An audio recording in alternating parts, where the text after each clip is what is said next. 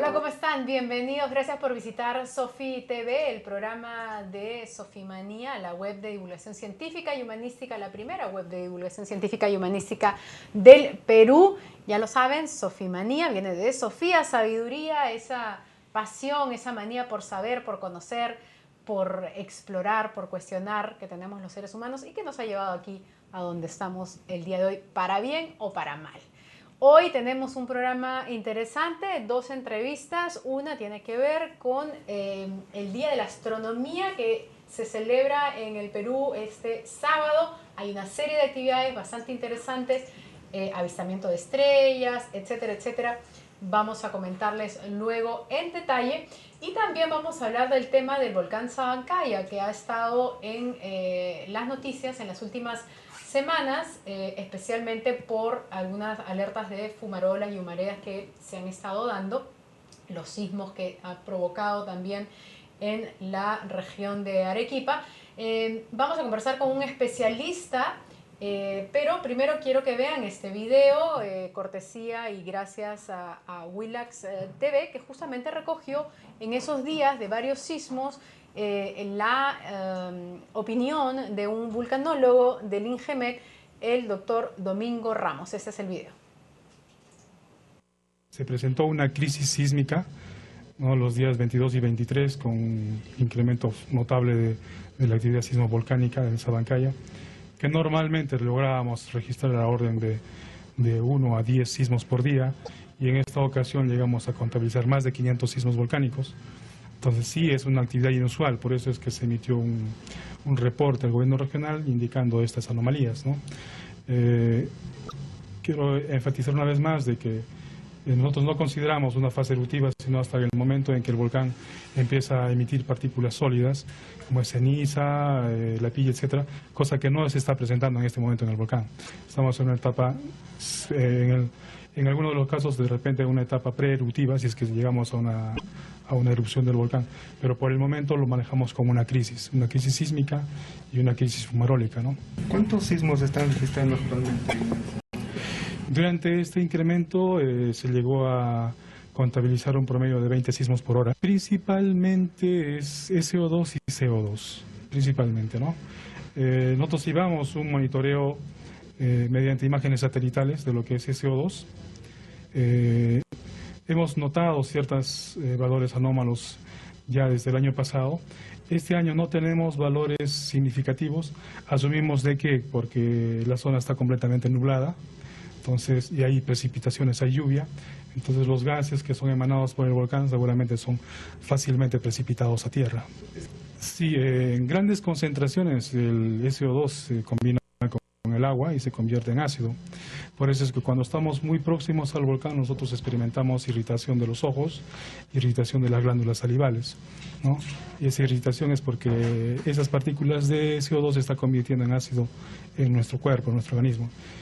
Y eso lo sentimos con bajas concentraciones, y si eso fuese bien fuerte provocaría envenenamiento, por supuesto. Tras el riesgo de una posible erupción del volcán. Bueno, esa era la información que dio el vulcanólogo del INGEMEC, Domingo Ramos, a Willax TV, y que pone un poco en contexto lo que ha estado sucediendo en esta parte del país. El IGP también emitió un comunicado en el que básicamente señalan que se ha colocado una red sísmica telemétrica que está monitoreando el volcán Sabancaya debido a esta gran actividad sísmica.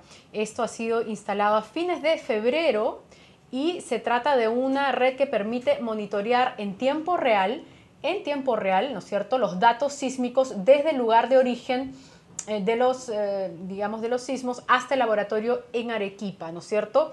Esta red tiene 3 estaciones estratégicamente ubicadas según el IGP, y lo que hacen es, luego de analizar toda esta data, pues preparar reportes semanales, dice, o diarios, y esta información es enviada a las diferentes oficinas regionales de defensa nacional, de defensa civil, al gobierno regional de Arequipa también, y también dicen que se ha contado con la colaboración de tanto el gobierno regional el Gobierno Regional de Arequipa, Telefónica de Perú y la Superintendencia Nacional de Administración Tributaria, o sea, la SUNAT, entre otros. Es decir, hay una preocupación y hay una, digamos, coordinación entre diferentes entidades e instituciones gubernamentales, lo cual nos debe dar cierta tranquilidad, ¿no es cierto?, de que esto está siendo monitoreado por los profesionales y científicos que tenemos en nuestro país.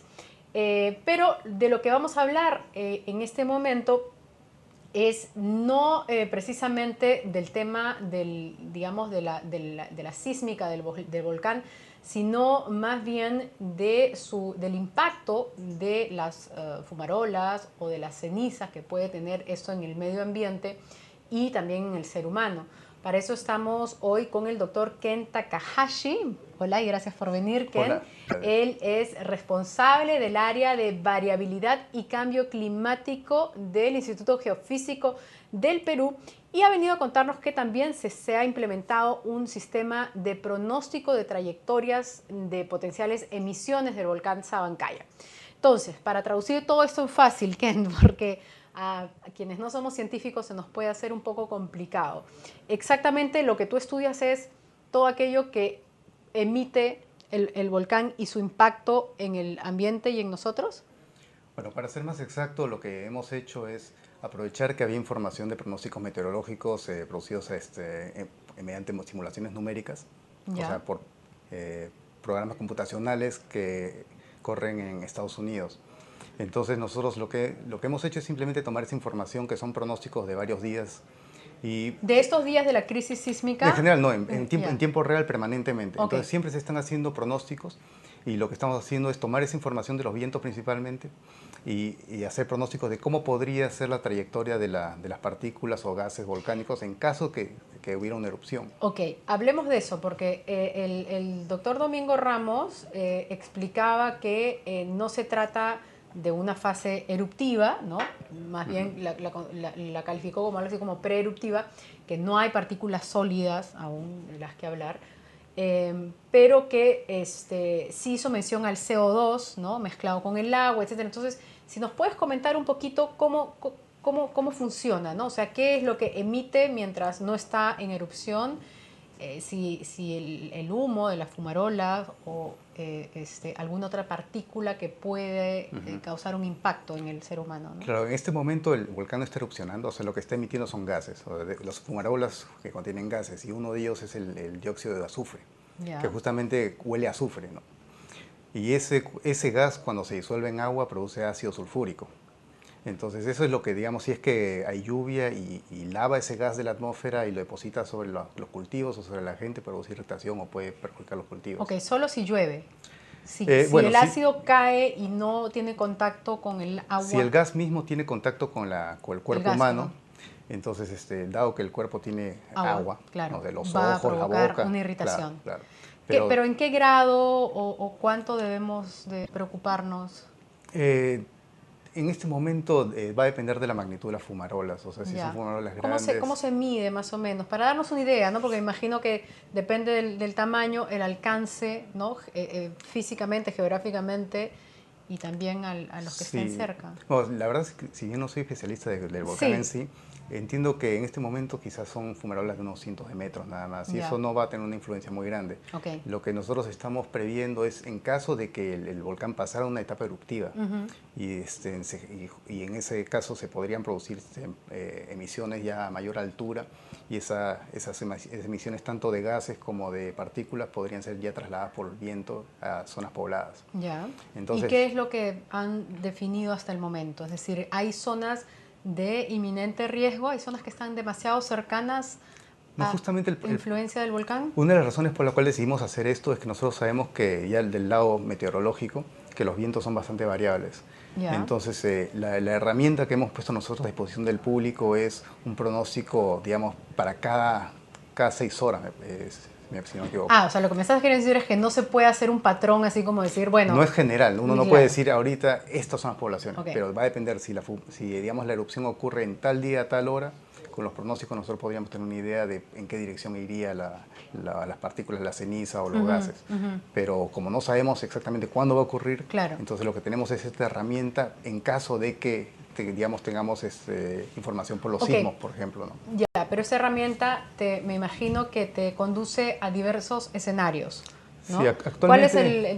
¿Cuáles son esos escenarios? Es decir, en alguno de esos escenarios se contempla, por ejemplo, evacuación de alguna población o simplemente tomar algunas medidas, y cuáles serían estas, ¿no? El caso de las evacuaciones, eso lo decide INDECI ya sobre la base de la información Claro. sísmica, de los monitoreos que se hace el volcán en sí. Entonces, actualmente entiendo que estamos en una etapa preeruptiva. Informalmente creo que estamos en alerta amarilla. Sí. Entonces todavía no corresponde hablar de evacuación, pero sí de tomar precauciones, ¿no? Si es que cambiar el estado, el nivel de la alerta, ahí sí se podría hablar de eso. Ya. Y en ese caso ¿Cómo se ataca, cómo se acomete esta situación? Bueno, entiendo que ahí sí hay un montón de instituciones diferentes, Claro. cada uno tiene un rol. El caso del IGP, que es donde yo trabajo, que tiene un área de vulcanología dedicada específicamente a este tema, ellos proporcionan información, ¿no? Y Claro. recomendaciones según Claro, el conocimiento pero me técnico. refería en torno a tu tema, ¿no? Al tema específico de las emisiones y de su impacto en la gente. O sea, en ese caso, ustedes me imagino que tienen una serie también de recomendaciones, ¿no? O sea, si llegas a la conclusión de que determinadas emisiones pueden afectar a este rango, ¿no? O alcanzar a este pueblo. Bueno, en realidad, de las experiencias anteriores que se han tenido, ya por ejemplo ahora recientemente Lubinas, ya se sabe más o menos lo que puede pasar si es que hay una erupción y si es que, digamos, cae la ceniza, ¿no? Por ejemplo, la ceniza, ya hemos hablado unas fotos ahí, por favor, Jan. hemos hablado ya del dióxido de azufre, ¿no? Que, Ese es uno de los gases. Eso produce lluvia ácida e irritación del cuerpo. Pero además el tema de la ceniza es importante porque afecta la respiración. Eso es Chile, por ejemplo. No recuerdo bien qué año, pero es eso que parece niebla, es producto de emisiones de un volcán, ¿no? Bueno, esas son las cenizas, ya eso es en Argentina, si no me equivoco. Y también está el tema de los cultivos, ¿no? Y bueno, bueno, acá hay un señor usando un protector, ¿no? O sea, justamente uno de los problemas, como sale en la imagen, es el tema respiratorio. Las partículas uno las inhala y bueno, eso puede producir una serie de problemas. Pero además, cuando la ceniza se deposita en las hojas de los cultivos, perjudica su funcionamiento, digamos, de la planta. Entonces Claro, puede perjudicarse, puede morir la planta. Claro, le impide hacer la fotosíntesis, Claro, me imagino.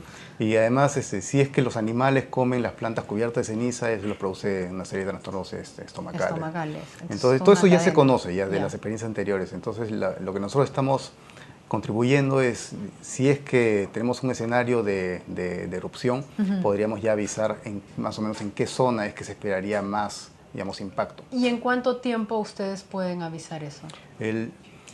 La limitación es principalmente en el pronóstico de la erupción. Si nosotros podemos pronosticar la erupción, la información meteorológica ya está disponible en cuanto a pronóstico. Claro, lo único que es cruzar datos de vientos. Claro, ahorita ya tenemos pronósticos, me parece que hasta 90 horas a disposición, ¿no? Pronósticos desde ahora, no sé, pues 4 días, una cosa así. Pero el pronóstico de la erupción en sí es bastante más limitado. O sea, una vez que empecemos a tener señales sísmicas de las magmas fumarolas, cosas por el estilo, entonces ya quizás se puede llegar a una anticipación, pero cuánto tiempo ya va a depender de la parte Claro, sísmica. pero estoy hablando de que, bueno, una vez que ustedes tengan esa información, se procesa en cuestión de horas. Claro, básicamente, ¿no? Sí. Y en todo caso, entonces me hablaste del CO2. SO2, es el dióxido de azufre. Del SO2 sí. y de la ceniza. Básicamente. Son las dos cosas, digamos, más... Para el escenario en que estamos anticipando, que es básicamente algo parecido a la erupción que ya tuvo previamente Sabancaya, que sería parecido a los Lubinas, que recientemente, entonces no esperaríamos una gran erupción, pero sí se generarían pues, nubes de partículas que podría llegar a unos 5 kilómetros por encima del cráter. Y eso podría tener una buena dispersión, quizás de unos entre 20 y 50 kilómetros. Estas nubes pueden viajar 20 a 50 kilómetros. Claro. Entonces, ¿y qué tanto va a viajar? Va a depender de uno, qué tan alta es la nube finalmente, o sea, la erupción, qué tan intensa es y qué tan fuertes son los vientos. Entonces, ese tipo de información uno no puede generalizar, y más bien ya ahí es donde entran, digamos, los cálculos que estamos nosotros proporcionando. Claro, bueno, muy interesante. Vamos a estar entonces al tanto, por lo menos nos queda la tranquilidad de que estamos bien cuidados, ¿no? Bien monitoreados, ¿no? Tanto por el área de sismología como por el área de ustedes de variabilidad y cambio climático, así que seguramente estaremos escuchando más de ustedes en adelante. Muchas gracias por haber visitado hoy Sofi TV, Ken. Gracias a ti por la invitación. Gracias. Vamos a volver en unos minutos con el tema del que les hablé, de la celebración del Día de la Astronomía. Claro, Lima, digamos, no es una ciudad muy emblemática para la astronomía, para mirar estrellas, suele estar nublada gran parte del año, pero saliendo a pocos kilómetros de Lima sí podemos complacernos en observar la maravilla del cosmos. Así que vamos unos segundos y regresamos con nuestro siguiente invitado.